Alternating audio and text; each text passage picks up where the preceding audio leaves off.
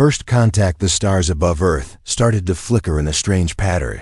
Some people thought it was just their imagination. Others believed it was the start of something new. Scientists across the world noticed something unusual in the sky. A strange object moved fast but made no sound. It was not a satellite. It was not a comet. It was not from Earth. The object stopped just outside Earth's orbit. It was large. Larger than anything humans had ever sent to space. It stood still like it was watching. Within hours, more objects appeared beside it. One by one, they formed a circle around the planet like a silent ring. People everywhere stared at the sky with fear and wonder. Governments across the world came together quickly. Messages were sent in every language to the unknown visitors. At first there was silence. Then the sky lit up with a bright beam above the ocean. A voice came through every screen, every speaker, every device. "We are the Council of Irvani," the voice said. "You have reached the age of basic travel. You may now join the wider galaxy. Under our guidance, you will not need your weapons or your wars. We will bring order and peace." The voice sounded calm but proud. It did not ask. It told. It did not invite. It declared. Leaders of Earth held meetings that lasted through the night. A decision was made to meet the visitors in person. A small ship was prepared to greet the alien envoys in orbit. 3 humans were chosen to represent Earth. David was a quiet diplomat. From the east, Maria was a space engineer from the north. Jamal was a former military commander who now worked in defense planning. The meeting took place inside a large alien vessel floating above the planet. The walls inside the ship were smooth and glowing. The air smelled like nothing the humans had known. Tall figures with gray skin and long limbs stood waiting. Their eyes were cold but curious. One of them stepped forward and spoke in a language that somehow made sense to the humans. "Welcome to your first lesson," the alien said. "You are no longer alone. We have watched your kind. You burn your forests, you poison your oceans, you fight over dirt. You are wild but not without potential. We offer you peace and order. In return, you will follow our system. Your armies will be removed. Your leaders will answer to the council. Your people will serve in the galaxy where needed." David kept a calm face. Maria looked at the machines around them. Jamal said nothing but watched the exits. The alien who spoke wore robes with symbols that looked like stars. He smiled as if he had already won. "You do not understand who we are," Maria said. "We do not give up freedom so easily. You speak of order, but you offer chains." The alien gave a slow laugh. A few others joined him. "Your kind is amusing," he said. "You have sharp words, but soft power. We have seen your weapons. Your tools belong in museums. Your ships are small and loud. Your energy is wasteful, and still you act proud. You are children with sticks trying to fight storms." Jamal stepped forward. His voice was steady. "We came in peace," he said. "But if you believe we are weak, that is your mistake." The alien leaned closer. His voice grew colder. "We are not here to debate. You will join us or you will vanish. No one will miss a world of fire and dust." The meeting ended without handshake or warmth. The humans were sent back to Earth with nothing but warnings. Back on the ground, the world watched and waited. Some feared invasion. Some hoped for peace. Some believed it was a trick to steal the planet in secret. Deep under the oceans and inside the mountains, old bunkers came to life. Hidden teams started sending messages across private channels. Plans that had not been touched in decades were reopened. Documents marked top secret were pulled from steel boxes. A name returned to the center of every meeting. The Horizon Pact. It had begun long ago in silence. A dream shared by a few leaders and scientists who believed Earth must be ready for the day when something came from the stars. They worked in shadows across borders and politics. They built things that were never shown on the news. Not weapons of Earth, but weapons of space. Not machines of fear, but of defense. And they waited now. The wait was over. David sat in a silent room watching the sky on a screen. Maria stood beside a hidden launch panel with keys in her hand. Jamal walked through an old base where symbols of every nation hung side by side. The world above laughed, but the world below listened, and the world behind the curtain began to move, growing insult and hidden strength. The sky remained filled with the alien ships. They hovered like watchers above a land they did not respect. Across the planet, screens showed images sent by the visitors. They called themselves guides and protectors. Their broadcasts reached every home and every classroom. They spoke of unity and peace under their rule. They said war was a thing of the past and that Earth must evolve, but their words were heavy with pride. Their messages no longer felt like offers. They sounded like orders wrapped in false kindness. Children watched their cartoons replaced with alien history. Adults read news filled with stories praising alien wisdom. In every city, giant projection towers rose. Each tower showed glowing symbols in alien language. No one had asked for them. They simply arrived. Some humans began to believe the visitors were right. They said Earth had ruined itself with wars and greed. They asked what harm it would be to follow a wiser path. But many others did not agree. They saw something behind the alien smiles. They saw control, not care. They saw chains, not guidance. Leaders met again in hidden places. The Horizon Pact called back its members. They wore no flags. They needed no spotlight. Their goal was simple: protect Earth. Show the galaxy that humans were not prey. Show that humans had grown not weaker, but smarter. Inside an old mountain base, Maria stood before a screen that showed a dark side of the moon. Small shapes floated there, unseen by the world. They looked like rocks, but they were not. Each one was a station built in silence. Inside those stations slept machines built for only one purpose: defense beyond Earth. Maria tapped a command and the screen changed. A list of names appeared. These were names of ships that had never sailed Earth's oceans. Names like Sentinel, Pioneer, Horizon, Ember Core, and Ghostlance. These ships were not made for orbit, but for deep space. They had no bright colors, no smooth edges. They were shaped like weapons, not Archimal stood in a command room where maps showed the movement of alien patrols. He studied their patterns and noted the blind spots. He sent quiet messages to old friends who now led parts of Earth's military. Some of those friends had retired long ago. Others had vanished from public view. Now they answered with one word: ready. David met with underground diplomats who spoke in whispers. Some wore suits. Others wore work clothes. They came not as nations, but as people of Earth. They did not speak of power. They spoke of trust. They all agreed that the alien presence had gone too far. David said one thing before the meeting ended: we do not strike first, but we do not kneel in space. The aliens began to move more ships closer to Earth. They sent drones across the skies. They studied cities and oceans. They made notes on weapon locations. They said it was for peacekeeping, but they scanned every base and watched every soldier. The humans noticed. They recorded every move. The aliens sent more messages. This time they gave warnings. They said Earth had too many weapons. They said Earth must begin dismantling its armies. They said war had no place in the new order. They gave a date. If Earth had not begun the process by then, they would begin it for them. Some leaders grew afraid. They wanted to surrender. They thought it was the only way to save the planet. But the Horizon Pact had already chosen a different path. Maria met with her team in the underground command post. The room was filled with screens and controls. A long metal table held blueprints of old projects. She pointed at one drawing. It showed a weapon that used no fire, no explosion, no smoke. It was a rail cannon the size of a building. It used magnetic force to launch metal rods at high speed. Silent, fast, deadly. Jamal walked through a chamber filled with black armored suits. Each suit had symbols of unity, not of country. These were made for those who served not for glory, but for defense of all. Soldiers began to arrive.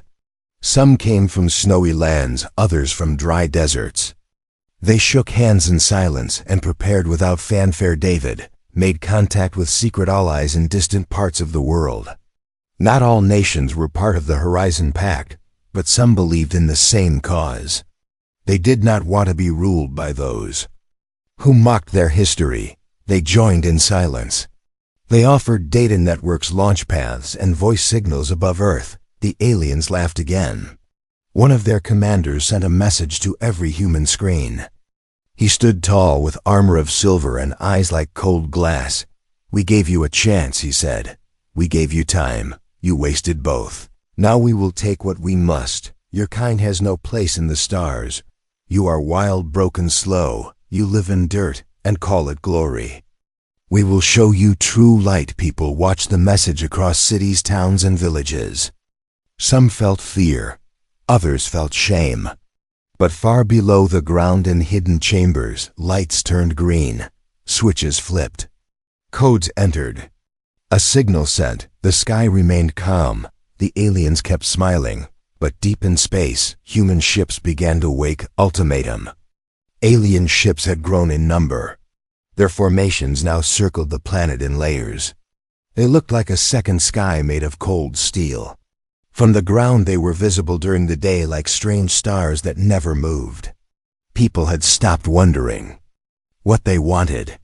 The answer had already been given. They wanted control. Alien drones floated over major cities. They scanned buildings and watched crowds. They made no sound. They did not speak. But their presence carried a message: submit and serve. Obey or disappear. Fear spread through the streets like cold rain at night. The sky showed strange lights. Blue and silver streaks moved across the dark. Some thought it was just the alien ships shifting position. Others believed it was something else. The Horizon Pact said nothing. They worked in silence. Quiet was their shield. Surprise was their strength. Inside a hidden base deep in a frozen land, Maria stood before a curved screen that showed satellite feeds. Tiny flashes appeared near the moon. Signals were sent from those flashes, but no one outside the pact could read them. They were not distress calls. They were invitations. The time had come. Jamal received a message inside a sealed envelope. The words were few. The meaning was clear. He walked into the control room and placed his hand on a scanner. Lights turned red, then blue. A voice confirmed the code. One by one, hidden systems came online. David entered a conference hall beneath a ruined city, once used during wartime. Now it was alive with purpose again. Around a long table sat leaders without uniforms. They wore suits, robes, coats, simple clothes. They came not to rule, but to protect. David spoke with steady words. The Alien Council has made their position clear. They demand we bow. They demand we erase our past. They offer peace in place of freedom. But peace without choice is not peace. It is silence. The others nodded. No one shouted. No one argued. They had all seen the broadcasts. They had heard the threats. They knew what was at stake. The vote was taken. Every hand rose at that same moment. The alien fleet above Earth shifted position. The largest ship opened its lower panels. From within came a glowing orb. It floated down toward Earth like a falling star. When it reached the clouds, it stopped. Then it spoke. The voice echoed through every device.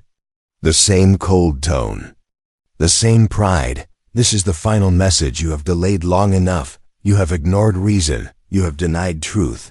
Now we offer one last choice. Surrender your weapons. Dismantle your defenses. Submit to order. You have until one full rotation of your planet.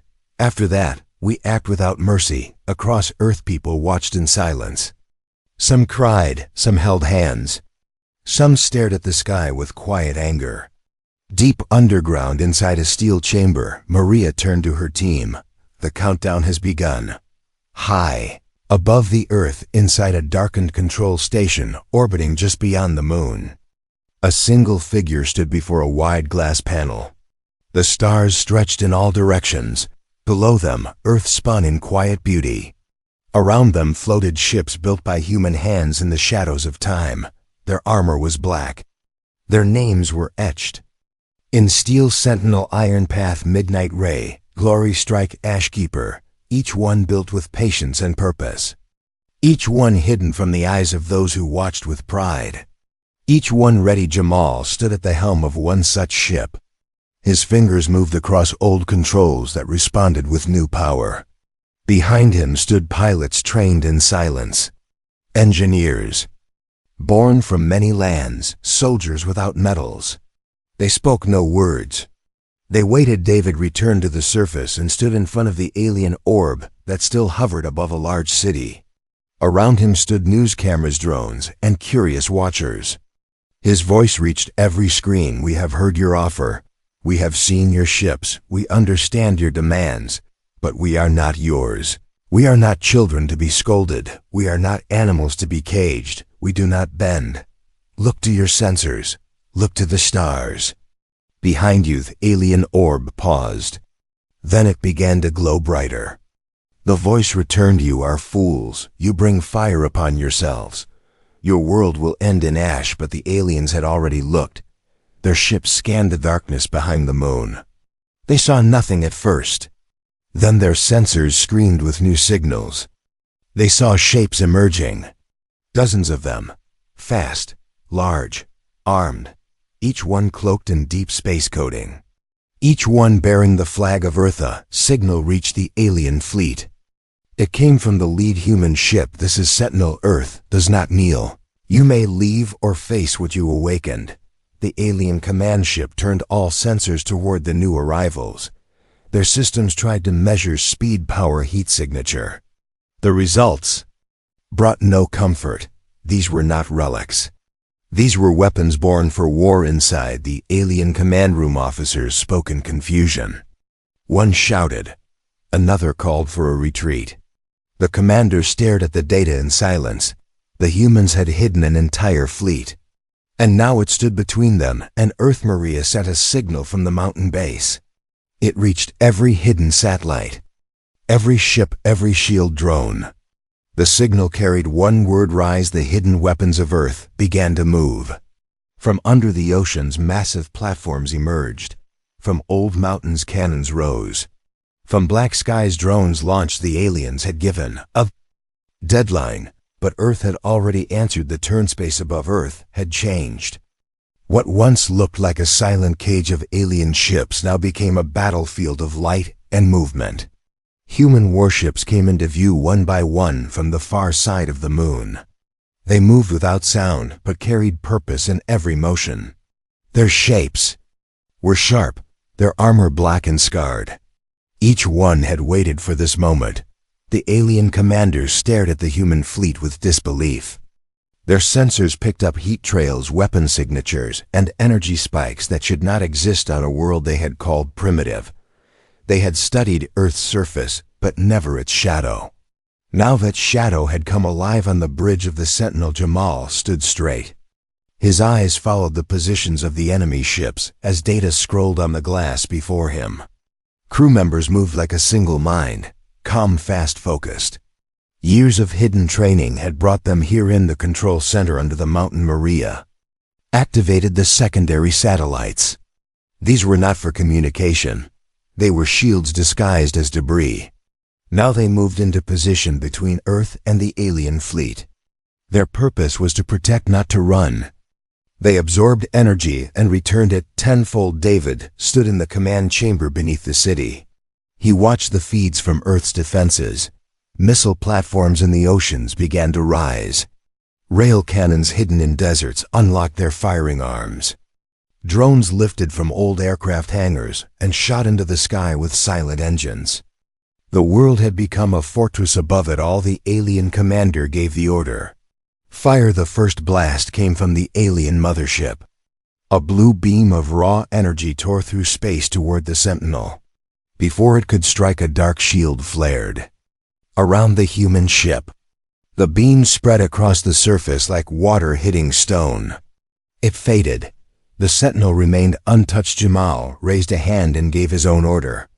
Return fire. The response was instant. Rail slugs launched from the side of the Sentinel at impossible speed. They tore through the black of space like thunder made solid. One hit an alien cruiser head-on. The ship broke apart before its crew could react. Debris scattered into the void. Other human ships joined the strike.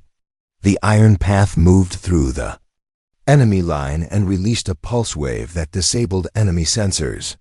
The Ashkeeper targeted energy nodes and disabled a carrier without causing a single loss of life. The Ember Core spun through the flanks with rotating shields that deflected plasma. Beams like paper arrows on Earth, the people watched the battle unfold in silence. Screens in homes and streets showed their ships rising against those who had once laughed at them. Children pointed at the sky with wide eyes. Elders held hands and prayed not for safety but for victory. For the first time in many years, the world felt like one inside the alien fleet. Panic began to grow. Their advantage had been numbers and confidence. Now they saw strategy, power, unity. Human ships did not follow the patterns they had studied. They moved like thoughts, not machines. Each crew acted with choice, not programming. It made them harder to predict. The alien commander shouted for backup. A second fleet began to approach from deep space, but it was not fast enough. The battle had already changed. Maria activated Phase 2 of the ground defense.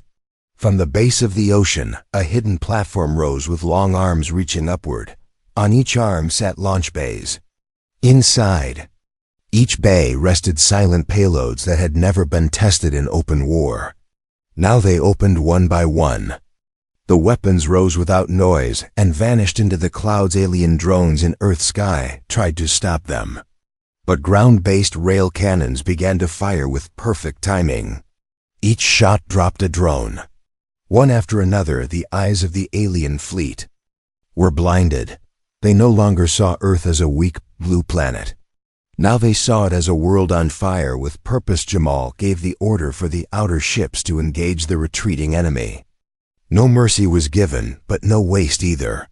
The aim was to break their strength, not erase them. Each strike disabled a system. Each move pushed them back inside one alien ship. An officer cried out that the humans were not supposed to be this strong. They were not supposed to use weapons. They were not supposed to fight like this. The commander looked at the shrinking fleet and gave no answer. His silence was the sound of pride, breaking in space above Earth. The final phase of the plan began. A signal sent from the Sentinel reached every active human ship. Formation shift, defensive orbit. Hold ground ships moved into rings around Earth. They formed layers of defense. Each ship covered the next. Every angle watched. Every sector locked. No ship could pass without being seen. No threat could move without being challenged on the surface. David spoke into a live feed. To those who still believe Earth is weak, you have seen our answer. We do not beg for peace, we offer it. We do not cry for mercy. We remember who showed us none. Let the galaxy know, we are not afraid of the stars. In the silence that followed, the alien fleet stopped firing. Many ships turned away. Some drifted without control. Others vanished into deep space. The remaining ships sent a single message to the human network. We request talks. Jamal nodded at the screen. Maria lowered the final shield. David closed his eyes for a moment. It was not over, but the fear had shifted. The sky no longer belonged to those who mocked. It belonged to those who endured victory, and warning the sky above Earth grew quiet again. No more beams, no more fire, no more screaming. Sensors. Human ships floated in calm formation like guardians standing tall. The stars returned to their place. The alien fleet that had once surrounded Earth now drifted broken and silent. Some ships had been destroyed in the battle. Some had escaped. Some remained in place, not moving, not speaking. On the bridge of the Sentinel, Jamal walked slowly along the control row. His crew watched the fading signals from the last enemy ships. His voice stayed calm, but every word carried weight. He gave the command to hold fire. No more strikes. No more movement. The threat had been broken in the mountain base. Maria stood before a large screen showing the live status of every system. Shields lowered across the continents. Drones returned to hangars. Defense platforms locked back into hidden positions. The world had stepped back from the edge. Now it breathed again. David stood before a global broadcast panel. Around him stood the same leaders who had once met in silence. Now they stood together in the open. They looked not like rulers but like protectors. The message they sent was clear. And final Earth is not yours. Earth is not weak. Earth remembers. The BROADCST went not only to the ship still in orbit, but across every channel used by the Alien Council. It reached planets and distant systems. It entered networks once closed to human signals. It did not ask for attention. It demanded it. The alien commander who had given the final warning now sat in silence within his damaged ship. His armor was cracked. His pride was broken. He listened to the human message with eyes wide and voice gone. The ship beside his sent a signal to Earth. We surrender. Jamal ordered the nearby ships to hold position. A human boarding team was sent not to conquer, but to talk. They moved without weapons raised. Their goal was not revenge. Their goal was truth. Inside the alien ship, the human team walked through quiet halls. They saw no resistance. Only fear. Only regret. The officers who had laughed now stood with heads low. They had believed Earth was behind. They had believed humans were divided. They had believed power came from size, not from spirit. Maria received a private message from the lead boarding officer. It was short and heavy with meaning. They did not expect us to fight together. They expected us to fall alone on Earth. People began to gather in open spaces, not for protest, not for panic. They gathered to look at the sky. For the first time in history, every nation stopped moving. Factories paused. Offices went quiet. Schools opened their doors. Families stood together and pointed upward. They did not look up in fear. They looked up with pride. Across the stars, the message of Earth spread.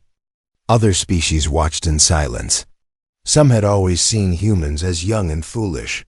Others had never cared. Now they listened. Now they asked questions. Who were these humans that stood alone against the Council? Who were these beings that smiled while standing in fire? David joined the Council of Earth for one final address. He stood before the same table where silence had once ruled. Now the room was filled with unity. We were tested, we were mocked, but we did not break. Let this moment be remembered, not as the day we won, but as the day we stood as one. Cheers rose across the chamber. The feed reached every city, every ship, every settlement. It reached villages with no power and cities with towers of light. It reached hearts that had lost hope and minds that had doubted. Back in orbit, the alien commander was brought to a meeting with David, Jamal, and Maria. He entered the room without guards, without weapons. He looked at the three humans with quiet eyes. I did not believe you were capable of this, he said. I see now I was wrong. David spoke without anger. You saw only what we let you see. You believed power comes from ships. You forgot that power comes from unity. Jamal stepped forward and placed a small emblem on the table. It showed Earth surrounded by a ring of stars. We built this alone, but we do not wish to remain alone. We offer peace. Real peace. Maria gave the final words. If you return, come not to rule. Come to learn. The alien commander nodded once and left without a word. His ship joined the retreating group that returned to distant space. They had not come to Earth as allies, but they left as students. Months passed. The world changed, but not in fear. Borders remained, but they softened. Science moved faster. Old rivalries lost meaning. Children studied not only Earth's past, but the stars above. The Horizon Pact remained, but it was no longer a secret. It became a symbol of what the world could do together. New ships were built, not only for war, for travel, for trade, for discovery. Earth had shown its strength. Now it was time to show its mind. Jamal returned to training centers and began working with new crews. Maria led the building of deep space stations near Mars and beyond. David helped create the first interstellar council where Earth held a voice. Equal to others above the planet, the stars remained where they had always been. But they looked different now. Not distant. Not untouchable. They looked open on the surface. A child pointed at one of the new battleships rising into the sky. He asked his mother where it was going. She smiled and answered, "Where we belong, the end."